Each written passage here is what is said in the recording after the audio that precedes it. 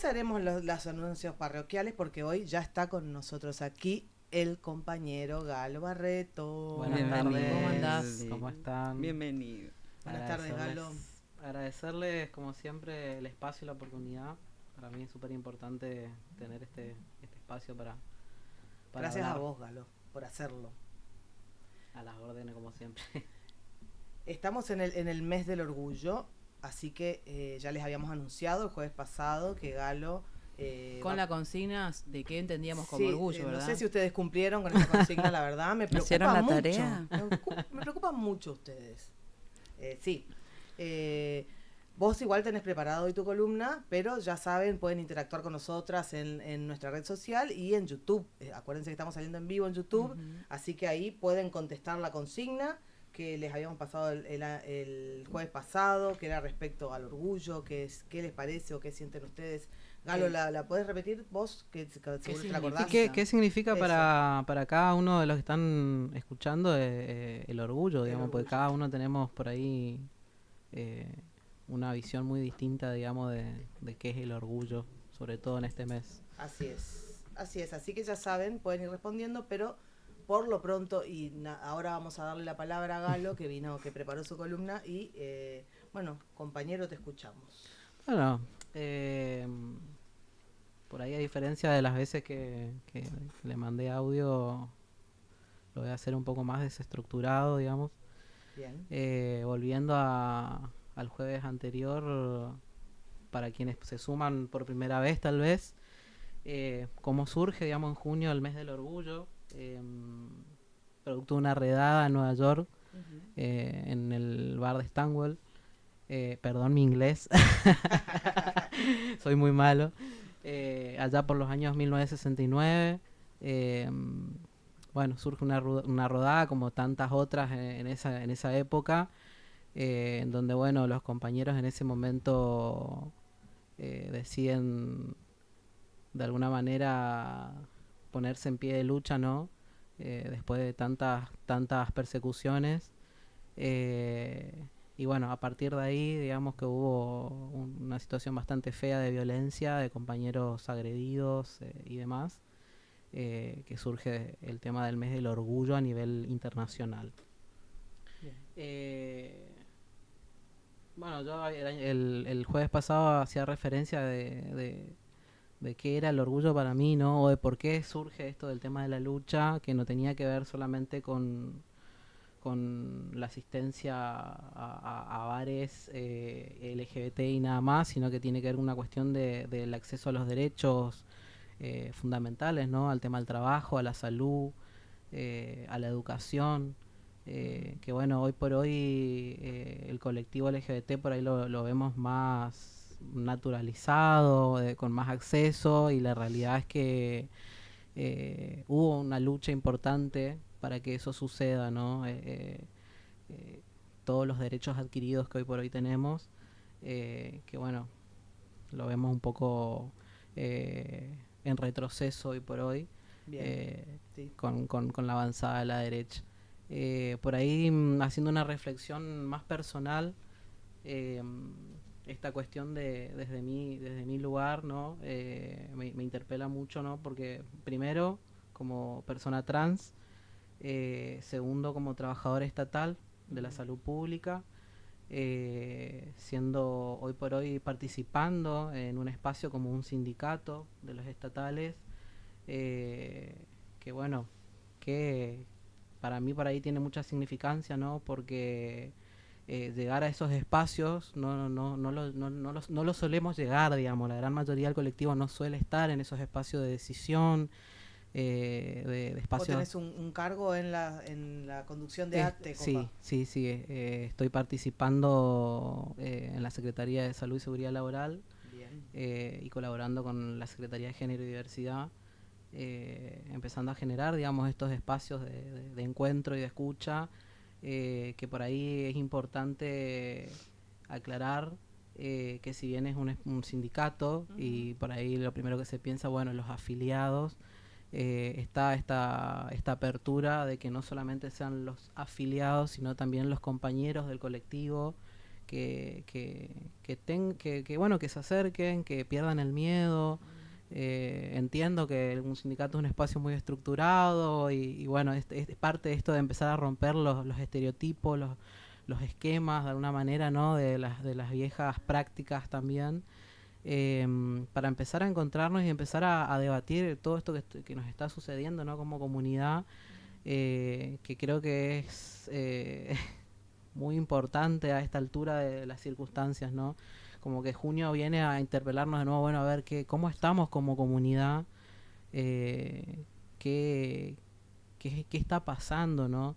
Eh, y bueno, partir de ahí, empezar por ahí a volver a encontrarnos, que es algo bueno, una de las veces que vine acá lo hablé y lo dije, que se perdió esos espacios de encuentro, esos espacios de empezar a hablar como comunidad, eh,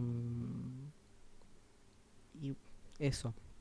Bien, vos, por ejemplo, comentás esto de que se perdió, o sea, tiene que ver también con la preocupación, con las realidades que estamos atravesando, los desencuentros, los dolores, la sensación de pérdida, de atropello que sentimos como pueblo en general y en particular en el caso de la comunidad LGTBIQ lo planteás, pero asimismo también comentás que formás parte de la conducción de un gremio, o sea, hay un retroceso como planteas vos, pero también hay, por suerte, y no por suerte, en realidad fruto de la lucha y del avance y de la conquista de derechos y de que se empiece a hablar abiertamente o que el orgullo haya atravesado mucho más que solamente a las mismas personas que son parte de la comunidad, es que hoy existen espacios como el que ocupas vos y tantos otros, leyes que como vos bien decías no sé si en este que pasó o en el audio anterior que todavía no se cumplen como corresponden, pero que las leyes están y hay que defenderlas, como el cupo laboral travesti trans, Bueno, sí, eso un poco por ahí, lo traigo un poco a colación de lo que hablabas. Un poco esto primero que es una lucha histórica, el tema del acceso al trabajo, al empleo genuino, parte también del reconocimiento histórico, sobre todo de las compañeras trans, que son quienes impulsaron durante muchísimos años esta lucha. Primero el acceso a la identidad y hoy por hoy el acceso al trabajo.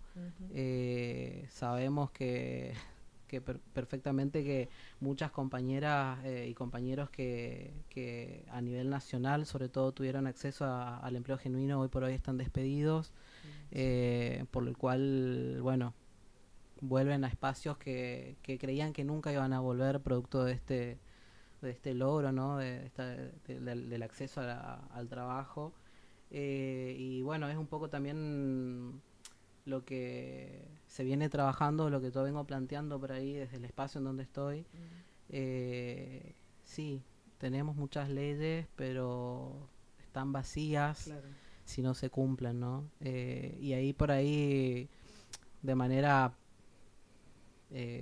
hablando con los compañeros que por ahí todavía tengo contacto y relación, esta cuestión de, bueno, sí tenemos las leyes, pero si no estamos presentes, si no seguimos impulsándolos, digamos, pasa lo que está pasando hoy por hoy, ¿no? Que tiene que ver con esto de particularmente Misiones, Posadas, el acceso a la salud se ve más restringido con el tema de los profesionales, el acceso a las hormonas, el acceso a las cirugías, bueno, los equipos interdisciplinarios están ahí medio perdidos, hay algún que otro profesional tanto en el público como en el privado, cuando en el público había un re lindo equipo formado. ¿Qué pasó con todo eso? Y son varias las problemáticas. Por un lado, la realidad que sucede, digamos, en la parte de la salud pública, de que, bueno, los sueldos no son acordes por ahí a las tareas. Entonces llega un momento que se terminan yendo esos espacios. Se van a otro trabajo mejor. Exactamente. burocracias, cosas que por ahí no están de acuerdo y bueno, es parte, digamos, de la decisión. Estamos hablando de profesionales de la salud, ¿no? Exactamente, Bien. profesionales médicos. Con perspectiva de género, con disposición a cumplir con las leyes. Entonces, bueno, parte, digamos, de las cosas que se van perdiendo, particularmente en Posadas, y que cómo hacemos para recuperarlo, ¿no? Después de tanta lucha, porque realmente nos costó tener estos profesionales, por ejemplo, para la atención médica, como que hay desde el desfinanciamiento, lo que se te ocurra, con toda esta con todo esto que teníamos ganado de alguna manera, ¿no? Y bueno, y el tema del empleo particularmente es un poco lo mismo o peor. Misiones no está adherida a la ley de cupo laboral trans. Hay proyectos presentados, pero nunca se adhirió. Creo que tiene que ver con una voluntad política claramente, porque si vamos a la realidad, yo me encargué de hacer por ahí un relevamiento con respecto a encontrar a compañeros trabajando en el Estado provincial, sí, porque en el nacional hay. Por medio del cupo laboral. Claro. Y la realidad por ahí que yo planteaba, ¿no? en esta cuestión, cuando participé del congreso, del quinto congreso en la provincia de Buenos Aires, ese fue parte del planteo del trabajo que se llevó desde acá, que tenía que ver con los compañeros que trabajan en la provincia, para el Estado provincial, por cuestiones varias, están en esos espacios, pero no precisamente por esta cosa de incluimos a la diversidad y somos personas igualitarias y queremos incluir a los compañeros, sino que por ahí pasaba por otras cuestiones más políticas, ¿no? Entonces empezar a trabajar el tema de la adhesión, primero que nada, la adhesión de la ley de cupo laboral trans, y por otro lado, que se haga efectiva, digamos, ¿no? Porque sí, hay compañeros trabajando en el Estado, también en qué condiciones están trabajando. Como muchos trabajadores y trabajadoras del Estado. Exactamente, con esta cuestión de decir, bueno, tenemos compañeros trabajando, somos inclusive, ¿hasta dónde, no? Como te digo, o sea, tenemos muchas leyes, pero si no se cumplen, si no las ejercemos, quedan ahí, digamos, ¿no? Un poco empezar a interpelar a los compañeros, decir, bueno, nos tenemos que empezar, como el movimiento feminista, transfeminista, digamos, como lo que está sucediendo de nuevo, lo que tenemos que empezar a agitar de nuevo, empezar a encontrarnos, porque no sabemos. Creo que esto ya lo dije la última vez que vine. Sí. No sabemos a dónde vamos a terminar, digamos, ¿no? Como que está muy muy jodido, digamos. Sí, no ves, no tenés un análisis positivo del político del asunto, o humano capaz, ni siquiera ir mucho a lo político. No, ni siquiera, duro. No. Mirá que yo siempre lo digo incluso con los propios compañeros, yo me siento un privilegiado y hasta tal vez suena feo por decirlo así, ¿no? Porque digo, tengo trabajo, soy una persona trans, arranquemos por ahí, con trabajo en la provincia, un trabajo formal, genuino. Hoy por hoy es un privilegio. Creo que hasta ¿Recibiste en la facultad? ¿Por eso tenés un trabajo o no? No, en realidad, en mi caso particular, cuando me toman, cuando me llaman para hacerme, porque me hicieron una entrevista, primero no sabían que yo era una persona trans hasta que llegué a la entrevista. Y fue, no sé, creo que fue el currículum lo que les llamó. Bien. Por una cuestión de que sí había hecho una formación como, como secretario médico, y bueno, partió de ahí. Yo creo que la persona que me entrevistó pensó que todo lo que yo había escrito en ese currículum era mentira, porque estuve como 2 horas, digamos, y me preguntó desde el comienzo del currículum hasta que terminó para ver si eso realmente era así, digamos. Te escaneó. Sí, tal cual. Y bueno, me tomaron, digamos, ¿no? Eso fue en 2018. bueno, en ese recorrido de, bueno, de empezar también a encontrarme con compañeros nuevos, con un espacio demasiado nuevo por ahí para, como cualquier primer trabajo, pero el detalle de ser una persona trans en un espacio muy distinto a lo conocido por ahí de mi parte, que yo venía del activismo, Claro. de la famosa changa, de lo que surgiera, que por ahí muchas veces a nivel social se podría decir que no se entiende esta cuestión de por qué no se le toma a una persona trans en un trabajo, ¿no? Y primero la discriminación de muchas formas, ¿no? Desde lo que se ve, de lo externo, y bueno, otras variables, digamos, ¿no? Y como yo lo planteo siempre, ¿no? Somos personas formadas, médicos, abogados, cirujanos, con mucha capacidad y por ahí con poca posibilidad, digamos, del acceso a la educación. Tengo la oportunidad de tener una amiga que durante 10 años ejerció la prostitución para poder pagarse una carrera. Entonces, todos esos detalles, ¿no? Que por ahí a nivel social, no, por decirlo, no se ve o no se quiere ver No se claramente quiere, a no se nivel quiere ver, político. Y ella lo dice con mucho orgullo, igual que yo lo digo con mucho orgullo porque digo, tenés que bancarte 10 años ejerciendo algo que en realidad no te gusta y no querés, por pagarte una carrera, por poder llegar a un trabajo genuino. Eh, Sí. Realmente, la verdad que particularmente esta compañera hace un año logró, producto del cupo laboral trans, acceder al trabajo genuino a nivel nacional. Bueno, le llegó la información y concursó y logró quedar, pero no son todos los casos. O sea, es el cupo del 1%, Claro. Claro. que es lo que dice la ley, digamos, ¿no?